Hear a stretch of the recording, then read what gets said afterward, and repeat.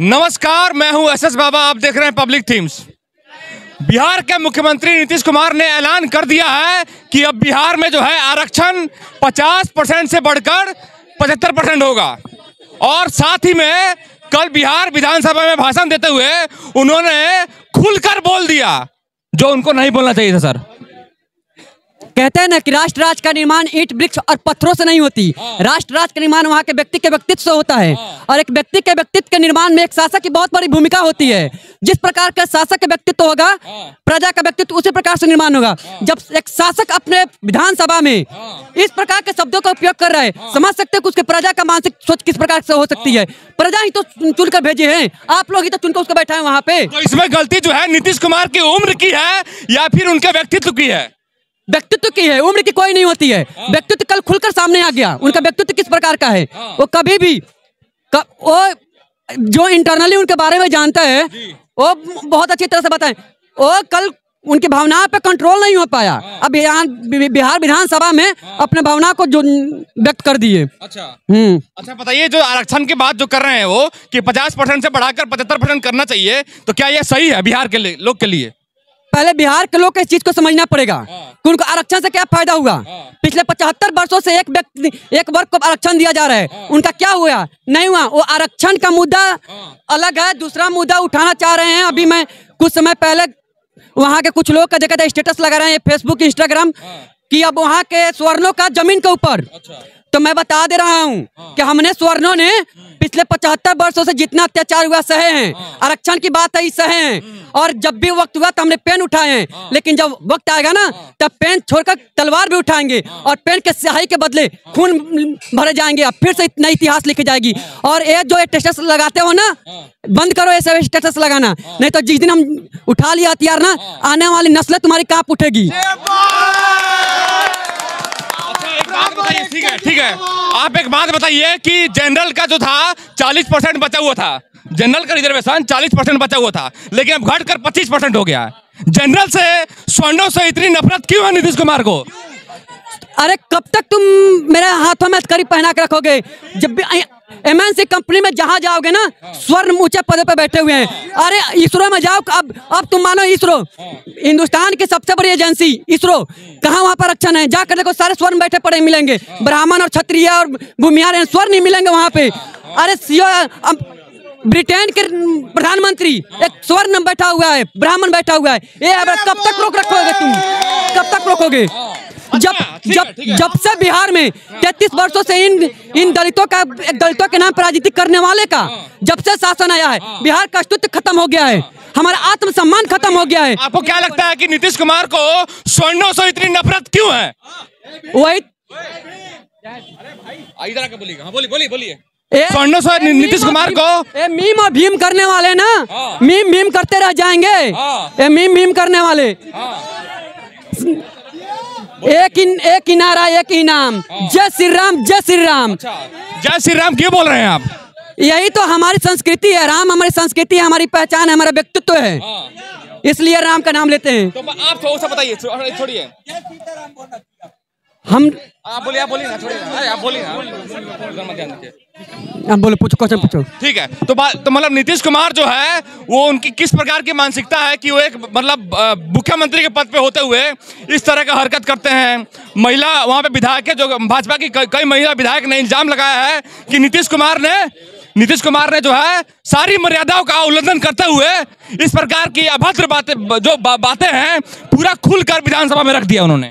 अरे हमारे आत्माएं तक बेच दिया। इन 33 सालों में ना बिहार के जनता की आत्मा तक बेच दिए, आत्मसम्मान तक बेच दिए। ऐसा शासन व्यवस्था हमने दिए कि अरे रोना आता है। बिहारियों का क्या हसर होती है बिहार के बाहर आकर देखो, उनकी कोई आत्मसम्मान नहीं होता बिहारियों का। यहाँ पे रहते हैं, यहाँ के लोकल जो होते हैं दिल्ली में रेडी रिक्शा चलाने वाले, सब्जी उठाते हैं, उनसे काम करते हैं, पैसा भी नहीं देता, मारते भी हैं, फिर भी हम चुपचाप काम करते रहते हैं। क्यों? क्योंकि हमारे बीवी बच्चे घर पे अच्छे से रहें। आत्मसम्मान बेचकर हम अपने बीवी बच्चों का पालन करते हैं। इस प्रकार के 33 वर्षों में हमारा उन्होंने शासन दिए कि हमारा व्यक्तित्व खत्म हो गया। किस प्रकार का शासन दिया हो तुम नीतीश बाबू? इस बयान पे जो है तेजस्वी यादव बोल रहे हैं कि बिहार में सेक्स एजुकेशन की बात होनी चाहिए, और वही मुख्यमंत्री ने जो है अपनी भाषा में बोला तो क्या खराब बोला? शब्दों का चयन होना चाहिए। सेक्स एजुकेशन शब्दों का चयन करो ना। ये अंदर डाल दो, निकाल दो, क्या होता है भाई? ये शब्दों का चयन करो ना। तुम्हारे पास शब्द ही नहीं है, पढ़े लोगे तब ना पता चलेगा। एक बोलते हैं ना कि कोई अगर नहीं बोलता है तो इसका मतलब ये नहीं है कि वो कम बोलता है, बल्कि उसके पास विचार नहीं है। तो नीतीश बाबू के पास शब्द ही नहीं है कि बोल पाए, कुछ भी बोल कर निकल जाते हैं। बोलने के लिए विचार चाहिए, उनके पास कोई विचार ही नहीं है। आपको क्या लगता है कि नीतीश कुमार कहीं ना कहीं सठिया गए हैं? बिल्कुल, उम्र का उनको पूरा पड़ाव दिख रहा है, उम्र का। बोलते हैं ना कि बच्चा और बूढ़े दोनों एक ही होते हैं, तो बच्चे वाला हरकत करना स्टार्ट कर दिया है। उनको सत्ता छोड़ देना चाहिए। हम इतने अपमान के साथ नहीं जी सकते। देश के किसी भी कोने में हमारी मुख्यमंत्री का चर्चा हो रहा है, दिल्ली के केंद्र में बैठकर कोई इस प्रकार का शब्दों का प्रयोग कर रहे हैं। ये हमारी आत्मसम्मान पर ठेस पहुंच रही है। चुपचाप आपके जरा सा भी आप बिहार के बारे में सोचते हो, सत्ता सूत्रो, कल के कल सत्ता छोड़ो। देखिए यहाँ पे बिहार के लोग हैं जो बोल रहे हैं नीतीश कुमार को साफ साफ चुनौती दे रहे हैं कि अब आप कुर्सी छोड़ दीजिए, आपका उम्र हो गया है और आप कुर्सी छोड़कर जो है युवा को कुर्सी दीजिए बिहार के और उनको चलाने दीजिए बिहार। और बताइए कि नीतीश कुमार को आप जो है अंत में क्या संदेश देना चाहते हैं कि वो बिहार के लिए क्या करे? बिहार के लिए उनसे हाथ जोड़ के निवेदन, बस सत्ता छोड़ दें, हाथ वो सत्ता से उतर जाए। हाथ जोड़ रहा है बिहारी युवा जो है, हाथ जोड़ रहा है। सारा समस्याएं अपने आप खत्म हो जाएगी अगर वो आ जाएंगे ना, सत्ता छोड़ देंगे, समस्याएं खत्म हो जाएगी। और दारू, हाँ नहीं मानते हैं बिहार में दारू बंद है, लेकिन फिर भी जो है बिना दारू पिए नीतीश कुमार इस तरह की बात कैसे कह सकते हैं? दारू मैच, अगर बीजेपी सत्ता में चाहे दारू स्टार्ट करना चाहिए। दारू से 5,000 करोड़ का डेली सालाना लॉस होती है बिहार सरकार को। ये पैसा एजुकेशन में खर्च करें। ये दारू क्या बंद हो गई? दारू नहीं बंद हुई है, दारू तो भलरले से चलती है। ये कुआं में भी दारू पाओ। और ये सब अभी पैसा जाता है पार्टी फंड के अंदर, उन पार्टियों के फंड में जाता है पैसा, सरकार के रेवेन्यू में नहीं आता है, उनके पार्टी फंड में जाती है पैसा। नीतीश कुमार बोल रहे हैं कि हम रिजर्वेशन इसलिए बढ़ा रहे हैं, आरक्षण इसलिए बढ़ा रहे हैं क्योंकि जो अति पिछड़ा वर्ग है उनको लाभ मिल सके। तो आप मुझको एक बात बताइए कि स्वर्ण में क्या गरीब लोग नहीं है? स्वर्ण में ऐसे लोग नहीं है स्वर्ण समाज में कि जिनकी मतलब ऐसे बहुत सारे जो आंकड़ा निकल के आया सामने, उसमें यह बताया गया कि 6,000 रुपया मासिक वेतन नहीं है स्वर्ण समाज के लोगों का। सबसे पहले जो आरक्षण दिया गया पे कमेटी बनाया जाए, इसका मूल्यांकन किया जाए कि आरक्षण से कितने लोग का फायदा हुआ है, नुकसान हुआ देश का, देश का और समाज का कितना फायदा कितना नुकसान हुआ, उसके बाद इस पर बोलना चाहिए। खाली आरक्षण सब समस्या का समाधान क्या आरक्षण ही है क्या? सारे समस्या का समाधान आरक्षण नहीं हो सकता। आपको ऐसा नहीं लगता कि नीतीश कुमार जो है ये अपना वोट बैंक बना रहे हैं आगामी चुनाव को लेकर कि अति पिछड़ा वर्ग का जो पूरा वोट जो है हम पाले और फिर से सत्ता पर काबिज हो जाए? नहीं नहीं, राजनीति में जो होता है वो सत्ता के लिए काम करता है, तो इसमें कोई गलत नहीं है। आरक्षण की बात करें, लेकिन आरक्षण नहीं समस्या के समाधान, और भी तो बात करें ना। तो और आर्थिक रूप से उनको क्या करना चाहते हैं, सामाजिक रूप से क्या करना चाहते हैं? हर चीज में केवल आरक्षण आरक्षण आरक्षण, केवल आरक्षण के ऊपर टिके पड़े हो, और भी तो काम करो उनके लिए। आप तेजस्वी यादव पर क्या बोलना चाहिएगा? उन्होंने बोला है कि अब तक हम लोग जो 1,40,000 की जो है बहाली शिक्षकों की कर दी है और अभी जो है 1,20,000 शिक्षक की बहाली और करेंगे। हम नौकरियों पे वार करेंगे।